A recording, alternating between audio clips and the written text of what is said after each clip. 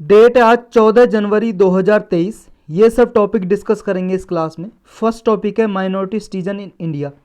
ये recently news में है क्योंकि सेंट्रल गवर्नमेंट ने 24 स्टेट्स के व्यूज विचार सुप्रीम कोर्ट में सबमिट किए हैं।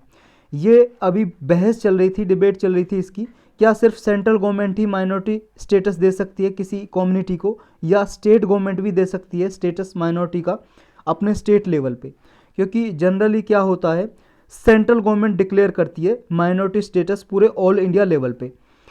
और माइनॉरिटी क्या होती है, माइनॉरिटी मतलब अल्पसंख्यक, यानी कि जनरली जिसकी पॉपुलेशन जिस कम्युनिटी की पॉपुलेशन 50% से कम है तो उसे माइनॉरिटी स्टेटस देती है सेंट्रल गवर्नमेंट। किस आधार पे, ये हमारे कॉन्स्टिट्यूशन में, संविधान में दिया हुआ है, क्लासीफाई किया हुआ है कि रिलीजन के आधार पे और लैंग्वेज के आधार पे दो ही बेसिस हैं, एक तो लिंग्विस्टिक और एक रिलीजियस। दो आधार पे किसी कम्युनिटी को ऑल इंडिया लेवल पे माइनॉरिटी कम्युनिटी का स्टेटस दिया जा सकता है सेंट्रल गवर्नमेंट द्वारा। लेकिन एक बात याद रखनी है, पूरे कॉन्स्टिट्यूशन में, संविधान में माइनॉरिटी की डेफिनेशन कहीं पे नहीं दी हुई है। माइनॉरिटी की डेफिनेशन जनरली 50% से कम जिसकी पॉपुलेशन होती है उस कम्युनिटी को दिया जाता है स्टेटस। ये सुप्रीम कोर्ट के कई जजमेंट भी हैं जिसके आधार पे सेंट्रल गवर्नमेंट देती है माइनॉरिटी का स्टेटस। लेकिन डिफाइन नहीं किया हुआ है माइनॉरिटी को कि माइनॉरिटी क्या है, ये आपको याद रखना है।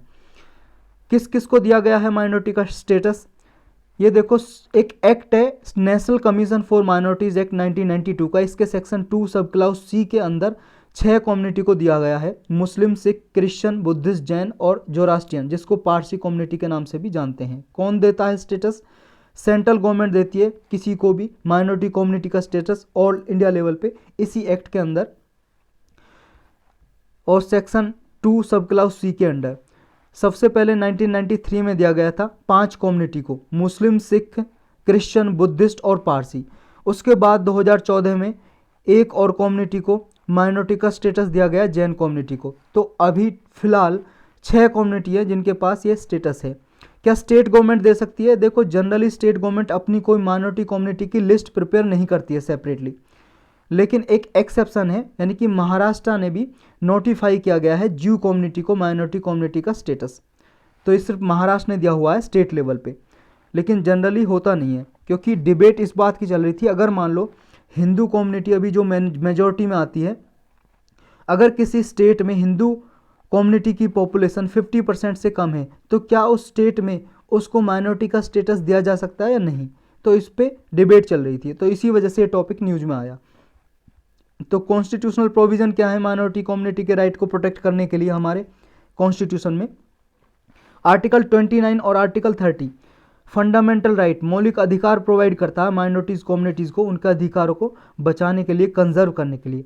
आर्टिकल 29 प्रोटेक्ट करता है मेजॉरिटी को भी और माइनॉरिटी को भी, क्योंकि इसमें लिखा हुआ एनी सिटीजन या section of citizen of India having a distinct language, script, culture have the right to conserve the same. यानी कि कोई भी कम्युनिटी है, चाहे मेजॉरिटी माइनॉरिटी, वो अपनी भाषा या अपनी लिपि या अपनी संस्कृति को कंजर्व कर सकती है, अपने अधिकारों को संजो के रख सकती है, प्रोटेक्ट कर सकती है आर्टिकल 29 के अंदर। आर्टिकल 30 भी माइनॉरिटी कम्युनिटी को देता है प्रोटेक्शन। कोई भी माइनॉरिटी कम्युनिटी एजुकेशनल इंस्टीट्यूशन खोल सकती है और उसमें रिजर्वेशन का क्राइटेरिया भी लागू नहीं होगा। तो आर्टिकल 29 और 30 ये प्रोटेक्ट करती है माइनॉरिटीज़ को भी, और आर्टिकल 29 है वो दोनों को प्रोटेक्ट करता है, माइनॉरिटी को भी और मेजॉरिटी को भी। और दो तरह की क्लासीफाई की गई है माइनॉरिटी, रिलीजियस माइनॉरिटी और लिंग्विस्टिक माइनॉरिटी। तो ये हम ऊपर डिस्कस कर चुके हैं। नेक्स्ट टॉपिक है मेगा रैप्टर। ये प्रीलिम्स के लिए इंपॉर्टेंट है। मेगा रैप्टर अभी न्यूज में था क्योंकि कुछ साइंटिस्ट हैं, वैज्ञानिक, उन्होंने इसके रिमेन्स सर्च किए। ये क्या है, डायनासोर की एक स्पीसीज है। ये देखो, इस तरह के डायनासोर हुआ करते थे, करोड़ों साल पहले ही जिया करते थे, लेकिन अब तो नहीं है।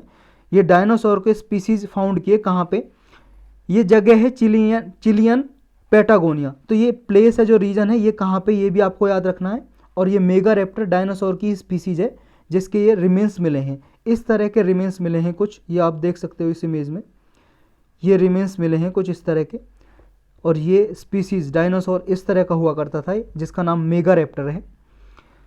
ये प्लेस कहाँ पे, देखो ये चिली कंट्री देख रहे हो साउथ अमेरिका में आप, चिली और अर्जेंटीना, यहाँ पे है प्लेस। इसका जो बॉर्डर है पैटागोनिया जो प्लेट्यू है रीजन है, अटलांटिक ओशन से भी लगता है और पैसिफिक ओशन से भी लगता है, और चिली और अर्जेंटीना में ये पड़ता है ये प्लेस। यहाँ पे इसके रिमेन्स यानी कि अवशेष ढूंढे गए।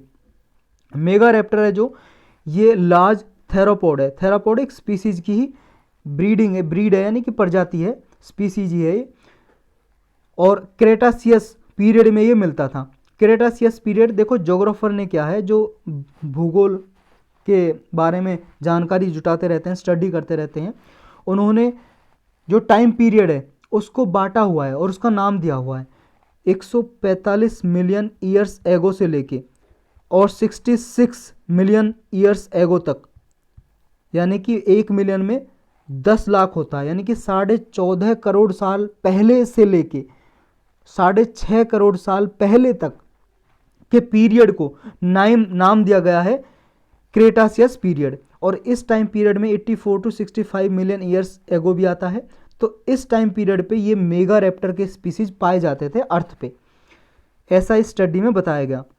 जो मेगा रैप्टर है इसके जो क्लॉज हैं यानी कि जो पंजे हैं वो सिकल टाइप के होते हैं। सिकल मतलब दराती, जो आपने देखा होगा फसल वगैरह काटते हैं ना, जो इस तरह की दराती होती है सिकल, उसके तरह के इसके पंजे हैं। और इसका जो जॉ है वो भी देखो, थोड़ा इसके टीथ स्मॉलर टाइप के हैं, लेकिन ये अपने प्रे को जिसका शिकार करता है उसे अच्छी तरह से घायल बना सकता है। अब तो है नहीं, बना सकता था जब जीता था, अब तो बेचारा है नहीं यहाँ पे। और इसके जो बोन है, हड्डियाँ, वो कुछ बर्ड की तरह के हैं, पक्षी की तरह के हैं। इसका साइज कितना है, 7.5 से लेकर 8 मीटर लंबा हुआ करता था ये। 25 से 26 फीट लंबा हुआ करता था इसका साइज। और इससे पहले भी इसके रिमेन्स कुछ मिले थे north west Patagonia region Argentina में 1996 में।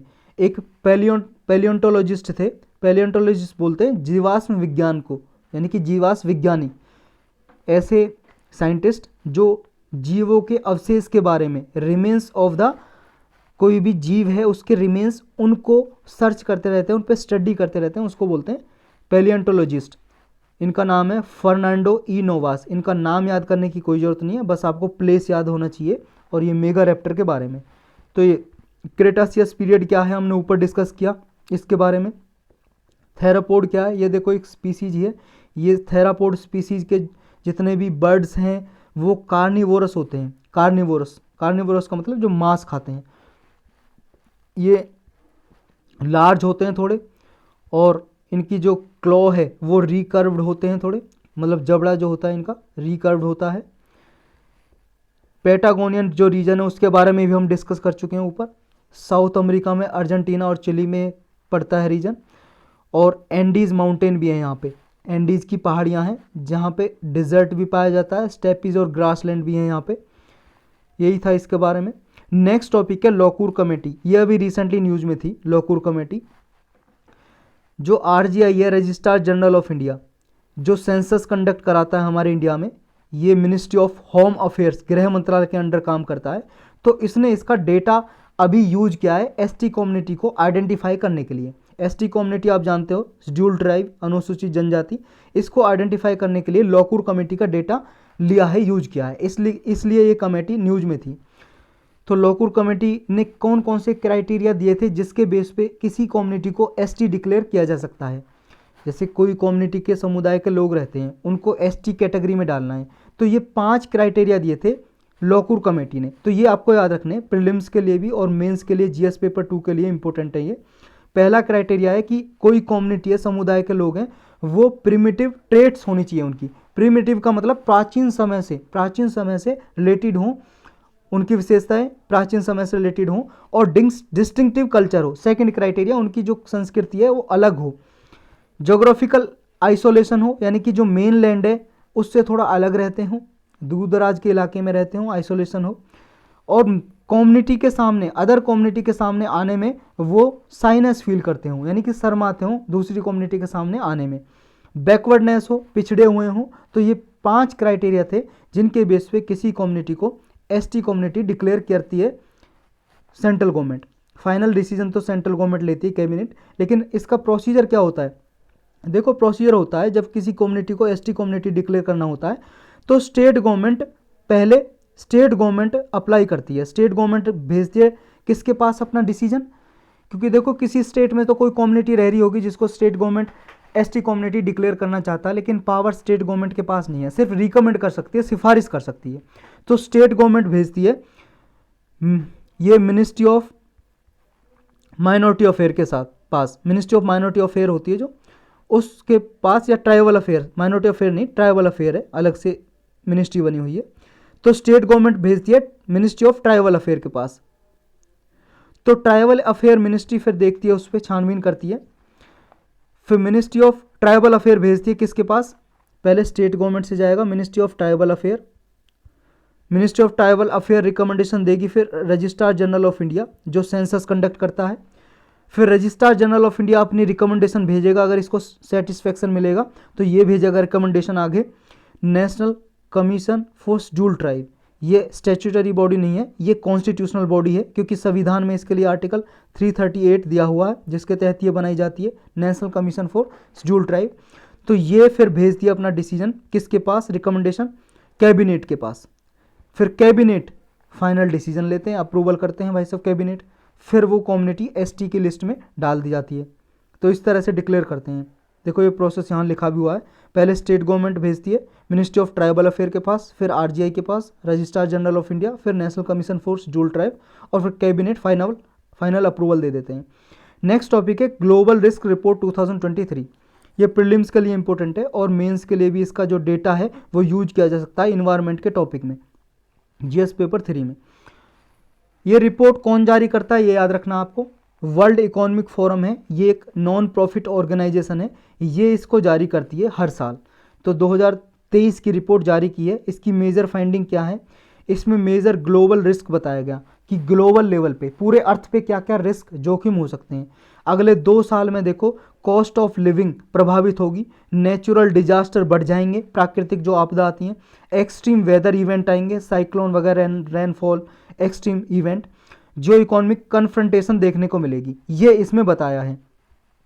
नेक्स्ट 10 ईयर में क्या होगा, नेक्स्ट 10 ईयर में होगा कि जो क्लाइमेट चेंज को मिटिगेट करना चाहते हैं सारे कंट्रीज मिलके, इसमें इनको फेलियर देखने को मिलेगी। बायोडाइवर्सिटी लॉस में भी बायोडाइवर्सिटी जो लॉस हो रहा है उसको मिटिगेट करने के लिए जो कदम उठाए जा रहे हैं उनमें भी फेलियर देखने को मिलेगी, इकोसिस्टम भी कोलैप्स करेगा, ये इस रिपोर्ट में कहा है। इंडिया को मेजर रिस्क क्या है, इंडिया में देखो डिजिटल इनइक्वालिटी बढ़ेगी। डिजिटल इनइक्वालिटी आप जानते हो क्या होती है, इनइक्वालिटी मतलब समानता, डिजिटल मतलब डिजिटल जैसे फ़ोन, मोबाइल, कंप्यूटर, इनको यूज करने में जानकारी कुछ पीपल को है, कुछ को नहीं है। तो ये इनइक्वालिटी बढ़ रही है और आगे बढ़ेगी, ऐसा माना जा रहा है इस रिपोर्ट में। रिसोर्सेज के लिए, संसाधन के लिए जियोपॉलिटिकल लेवल पे कन्फ्रंटेशन देखने को मिलेगी इंडिया को, और जो कॉस्ट ऑफ लिविंग है वो भी इंडिया की इंक्रीज हो रही है और आगे भी इंक्रीज होती रहेगी। डेट क्राइसिस देखने को मिलेगा, यानी कि कर्ज संकट बढ़ेगा इंडिया पे, नेचुरल डिजास्टर भी आएंगे और एक्सट्रीम वेदर इवेंट देखने को मिलेंगे। तो रिपोर्ट के बारे में थोड़ा और डिटेल से पढ़ लेते हैं। ग्लोबल रिस्क रिपोर्ट एनुअली जारी की जाती है वर्ल्ड इकोनॉमिक फोरम के द्वारा। वर्ल्ड इकोनॉमिक फोरम की एनुअली मीटिंग होती है, उस मीटिंग से पहले ये रिपोर्ट जारी की जाती है। इसकी मीटिंग स्विट्जरलैंड के शहर डेवोस में होती है, क्योंकि इसका हेडक्वार्टर भी डेवोस में ही है, स्विट्जरलैंड में। स्विट्जरलैंड एक कंट्री है यूरोप में। वर्ल्ड इकोनॉमिक फोरम को 1971 में बनाया गया था और हेडक्वार्टर कहाँ हम ऑलरेडी डिस्कस कर चुके हैं। नॉट फॉर प्रॉफिट ऑर्गेनाइजेशन है, यानी कि ये सिर्फ लोगों की वेलफेयर के लिए काम करती है, रिपोर्ट जारी करती है, ये मेनली रिपोर्ट जारी करती है, सर्वे करती रहती है वर्ल्ड इकोनॉमिक फोरम। तो यही थे आज के टॉपिक।